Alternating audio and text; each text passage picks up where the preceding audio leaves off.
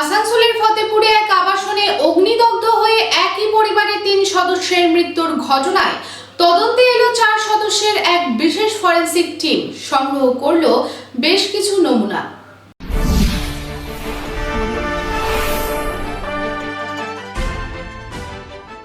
আসানসোল দক্ষিণ থানার অন্তর্গত ফতেপুর স্বাগতম রেসিডেন্সিতে অবস্থিত B2 নাম্বার বাড়িতে শনিবার গভীর রাতে ভয়াবহ অগ্নিকাণ্ডের ঘটনা ঘটে।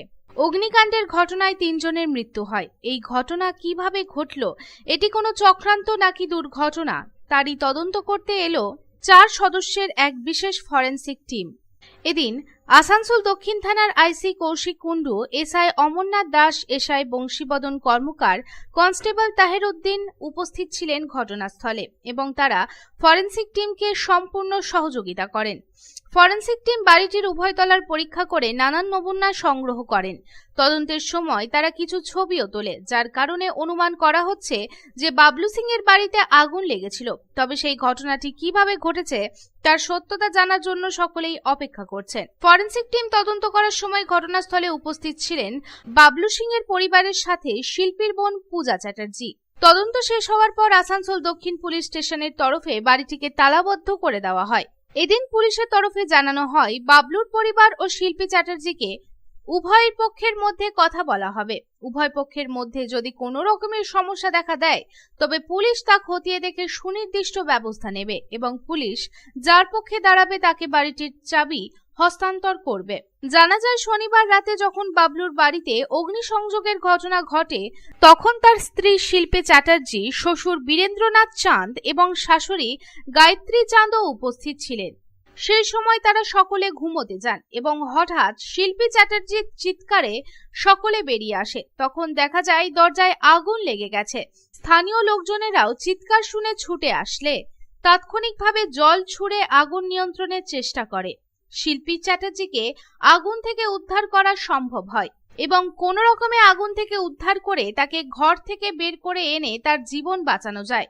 তবে শিল্পী চ্যাটার্জিকে যখন জিজ্ঞেস করা হয় বাবলু সিং সেই সময় বাড়িতে আছেন কিনা, তখন সে কোনো উত্তর দেয়নি। তবে তার বাবা মা আগুনে পুড়ে গেছেন সেটাই তিনি বলতে থাকেন। ঘটনার পর প্রতিবেশীরা দমকলকে জানানোর পর দমকলের ইঞ্জিন এসে আগুন নিয়ন্ত্রণের চেষ্টা করে।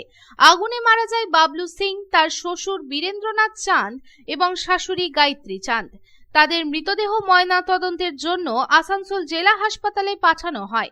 অগ্নিকাণ্ডের ঘটনায় আহত শিল্পী চ্যাটার্জিকে দুর্গাপুরের একটি বেসরকারি হাসপাতালে ভর্তি করানো হয়েছে এবং তার এখনো চিকিৎসা চলছে। তবে ফরেনসিক রিপোর্ট এলেই বোঝা যাবে যে আগুন কিভাবে লাগলো। এই ঘটনাটির সম্পূর্ণ তদন্ত শুরু করেছে পুলিশ।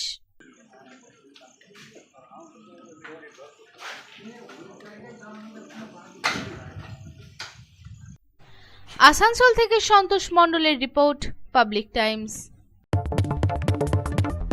टाइगर हाउस में आपका स्वागत है, जहां हर दीवार में है टाइगर की ताकत। और यह है ACL टाइगर TMT रीबार, जो आपके घर को दे ताकत और सुरक्षा। इसके अनोखे रिब डिजाइन साधारण TMT बार के मुकाबले देता है सर्वाधिक रिब एरिया वैल्यू, जो सर्वाधिक बॉन्ड की शक्ति प्रदान करता है सीमेंट के साथ। इस्पात के संयुक्त रसायन और एक एडवांस्ड क्वेंचिंग प्रक्रिया इसे प्रतिरोधी बनाते हैं आग और जंग से। कार्बन एंड मैंगनीज के संतुलित अनुपात इसे देता है सर्वोत्तम लचीलापन और प्रसारण की क्षमता, जो रखे भूकंप से सुरक्षित।